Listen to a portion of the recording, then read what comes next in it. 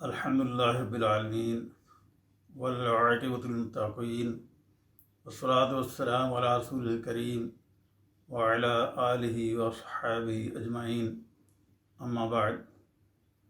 معزز ناظرین، اعتکاف کے حوالے سے درس پیش خدمت ہے۔ اللہ سے دعا ہے کہ اللہ تعالیٰ صحیح اور حق بیان کرنے کی توفیق عطا فرمائیں اور ہر قسم کی غلطی اور کوتاہی سے محفوظ فرمائیں، آمین۔ 7واں رمضان لیکچر اعتکاف۔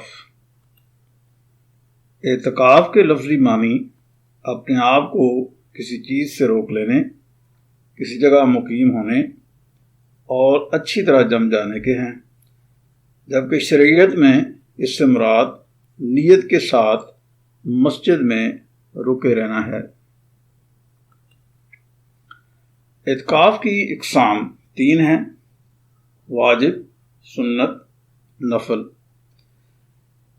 واجب اعتکاف، نظر کا اعتکاف واجب ہے، اس کا پورا کرنا ضروری ہے۔ بخاری و مسلم میں ابن عمر رضی اللہ تعالیٰ عنہ سے روایت ہے کہ حضرت عمر رضی اللہ تعالیٰ عنہ نے نبی صلی اللہ علیہ وسلم سے عرض کیا، میں نے زمانہ جاہلیت میں نظر مانی تھی کہ ایک رات مسجد حرام میں اعتکاف کروں گا۔ آپ صلی اللہ علیہ وسلم نے فرمایا، اپنی نظر پوری کرو۔ سنت اعتکاف، رمضان مبارک کے آخری عشرہ کا اعتکاف سنت موقدہ ہے۔ امام ابو حنیفہ رحمۃ اللہ علیہ کے نزدیک یہ سنت کفایہ ہے، کچھ لوگ کر لیں تو سب کی طرف سے سنت ادا ہو جائے گی۔ بخاری و مسلم میں عائشہ رضی اللہ تعالیٰ عنہا سے روایت ہے کہ نبی صلی اللہ علیہ وسلم رمضان کے آخری عشرہ میں اعتکاف فرماتے تھے۔ وفات تک آپ صلی اللہ علیہ وسلم کا یہی معمول رہا۔ آپ صلی اللہ علیہ وسلم کی وفات کے بعد آپ صلی اللہ علیہ وسلم کی ازواج مطہرات اس سنت کو ادا کرتی رہیں۔ نفلی اعتکاف، واجب اور سنت موقدہ کے علاوہ جو بھی اعتکاف کیا جائے گا وہ نفل ہے۔ یہ کسی وقت بھی کیا جا سکتا ہے۔ اس کا کم سے کم وقت بعض علماء کے نزدیک 1 دن ہے، لیکن بعض علماء کی رائے یہ ہے کہ نفلی اعتکاف تھوڑی دیر کے لیے بھی کیا جا سکتا ہے۔ اعتکاف کا وقت، واجب اعتکاف، جو شخص 1 دن کے اعتکاف کی نظر مانے وہ طلوع فجر سے پہلے اعتکاف کی جگہ میں داخل ہو جائے اور سورج غروب ہونے کے بعد نکلے۔ 1 رات کی نیت کی جائے تو غروب آفتاب سے پہلے اعتکاف کی جگہ میں داخل ہونا اور طلوع فجر کے بعد نکلنا چاہیے۔ سنت اعتکاف، رمضان کے آخری عشرہ میں 20 رمضان کی مغرب سے عید کا چاند نظر آنے تک اس کا وقت ہے۔ نفلی اعتکاف، نفلی اعتکاف کا کوئی وقت یا مدت متعین نہیں ہے، جس وقت اور جتنی مدت کے لیے کوئی چاہے اعتکاف کر سکتا ہے۔ اعتکاف میں روزہ، واجب اعتکاف کے حوالے سے دونوں رائے ہیں، یعنی روزہ رکھنا بھی ضروری ہے اور روزہ نہ رکھنا اس کی بھی گنجائش ہے۔ البتہ بہتر یہ ہے کہ واجب اعتکاف میں بھی روزہ رکھا جائے، کیونکہ اعتکاف اور روزہ میں گہری مناسبت ہے۔ سنت اعتکاف، سنت اعتکاف رمضان میں ہے اور رمضان کے روزے فرض ہیں، لہذا سنت اعتکاف میں روزہ رکھنا ضروری ہے۔ نفلی اعتکاف، نفلی اعتکاف کے لیے روزہ ضروری نہیں ہے۔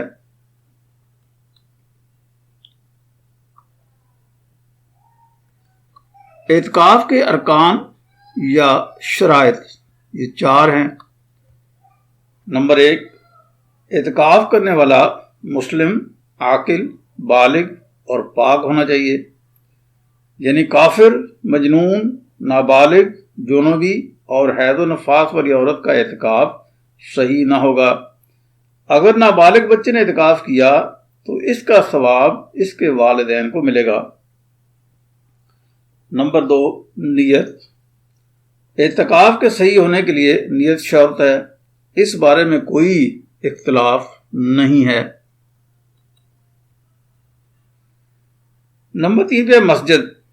جمہور جن میں امام مالک، امام شافعی، امام احمد بن حنبل رحمۃ اللہ علیہ کے نزدیک اعتکاف خواہ مرد کرے یا عورت، اس کا مسجد میں ہونا ضروری ہے. کسی دوسری جگہ اعتکاف نہیں ہو سکتا، کیونکہ سورہ بقرہ میں ارشاد باری تعالیٰ ہے، اور جب تم مسجدوں میں معتکف ہو تو بیویوں سے مباشرت نہ کرو. گویا اس آیت کے اندر بھی اعتکاف کے لیے مسجد کا ذکر کیا گیا ہے. احادیث سے معلوم ہوتا ہے کہ نبی صلی اللہ علیہ وسلم، آپ ان کی ازواج مطہرات اور صحابہ رضوان اللہ اجمعین نے مشقت کے باوجود ہمیشہ مسجد ہی میں اعتکاف فرمایا ہے. امام ابو حنیفہ رحمۃ اللہ علیہ کے نزدیک مسجد کی شرط صرف مرد کے لیے ہے، عورت اپنے گھر کی مسجد میں اعتکاف کرے گی.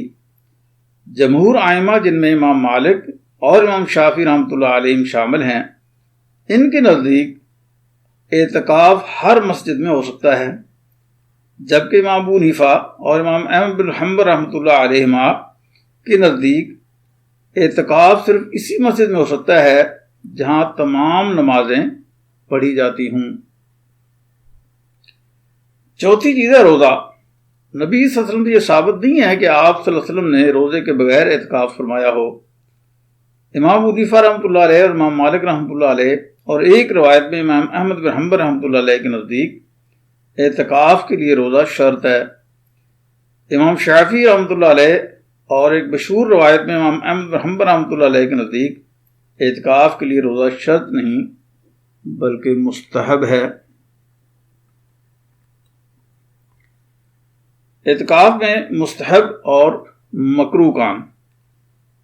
مستحب کام میں تمام ائمہ کا اتفاق ہے کہ دوران اعتکاف نفل نماز، تلاوت، ذکر الہی، تسبیح، تحمید، تکبیر، استغفار، دعا، درود پاک میں مشغول رہنا مستحب ہے.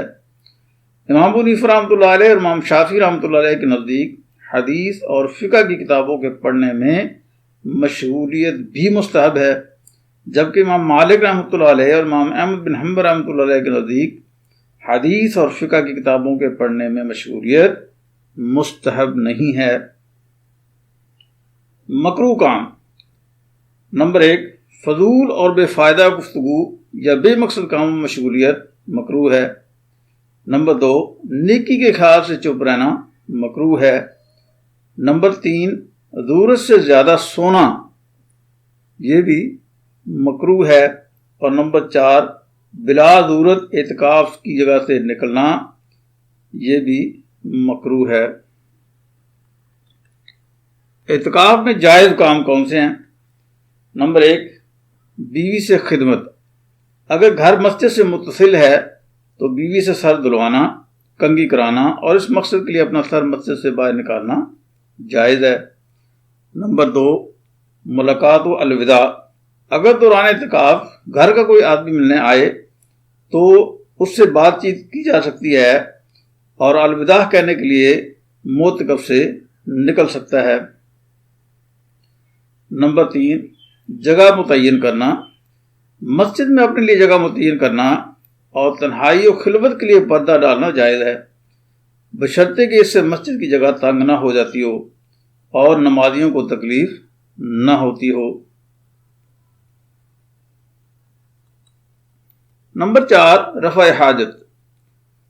اس پر اجماع ہے کہ مسجد میں انتظام نہ ہو تو رفع حاجت کے لیے گھر جا سکتا ہے. نمبر 5 حسب ضرورت. حسب ضرورت میں نمبر 1 حسب ضرورت مسجد کے کسی بھی حصہ میں جا سکتا ہے. نمبر 2 مسجد میں جان مال کا خطرہ ہو یا مسجد کے گرنے کا اندیشہ ہو تو کسی قریبی مسجد میں منتقل ہو سکتا ہے. نمبر 3 بچوں کو ضروریات فراہم کرنے والا کوئی نہ ہو تو ان کی ناگزیر ضروریات جو ہیں وہ دکان سے خرید کر ان کو پہنچا سکتا ہے. نمبر 4 اگر معتکف یعنی اعتکاف کرنے والا مریض ہو تو ڈاکٹر یا حکیم اس کا معائنہ کر کے دوا دے سکتا ہے، یا معتکف خود ڈاکٹر یا حکیم ہو تو بوقت ضرورت وہ مریض کا معائنہ کر کے دوا تجویز کر سکتا ہے. نمبر 6 ہے جمعہ میں شرکت. اس پر اجماع ہے کہ اگر کوئی شخص کسی ایسی مسجد میں معتکف ہے جہاں جمعہ نہیں پڑھا جاتا تو جمعہ میں شرکت کے لیے جامع مسجد جا سکتا ہے۔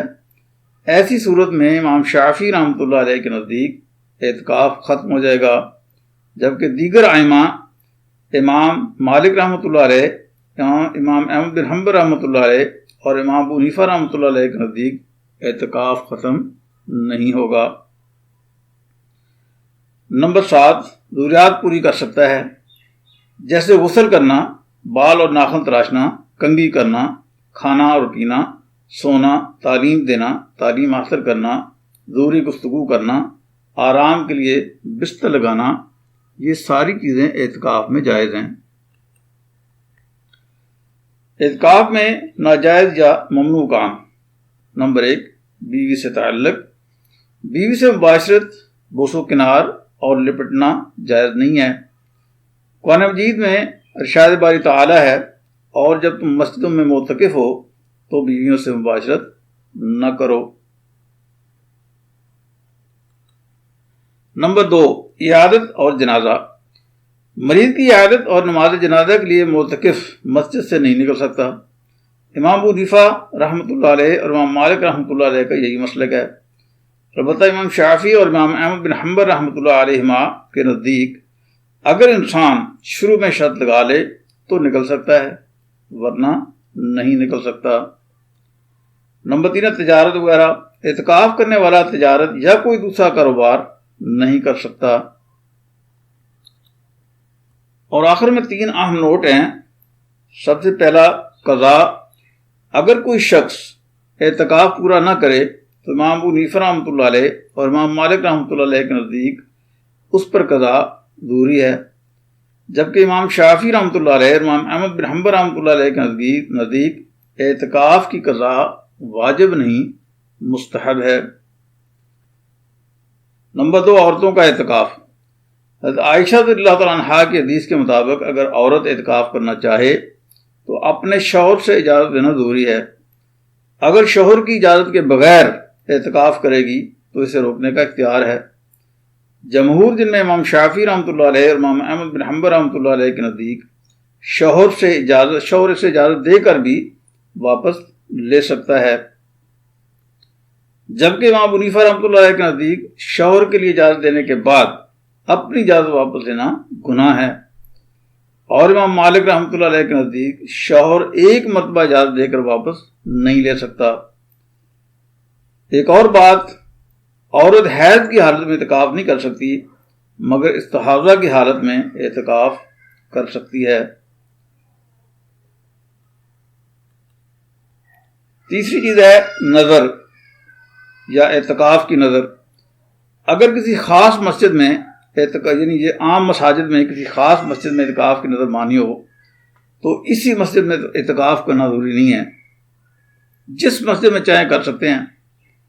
البتہ جس نے مسجد حرام میں اعتکاف کی نظر مانی ہے اس کے لیے ضروری ہے کہ مسجد حرام ہی میں اعتکاف کرے، اور اگر مسجد اقصیٰ میں اعتکاف کی نظر مانی ہے تو اس مسجد میں بھی کیا جا سکتا ہے، اور مسجد نبوی اور مسجد حرام میں بھی کیا جا سکتا ہے، اس لیے کہ مسجد اقصیٰ کی نسبت ان دونوں مساجد میں ثواب زیادہ ہے۔ اسی طرح اگر مسجد نبوی میں اعتکاف کی نظر مانی ہے تو وہ مسجد نبوی اور مسجد حرام دونوں میں کر سکتا ہے۔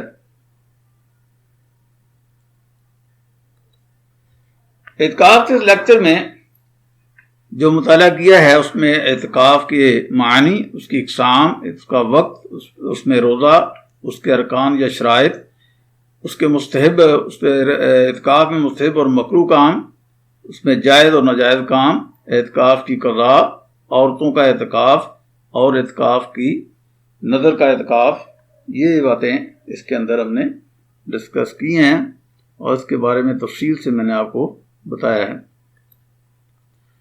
آئندہ لیکچر میں انشاءاللہ لیلۃ القدر اور صدقہ فطر کے بارے میں گفتگو کروں گا۔ وآخر دعوانا الحمدللہ رب العالمین۔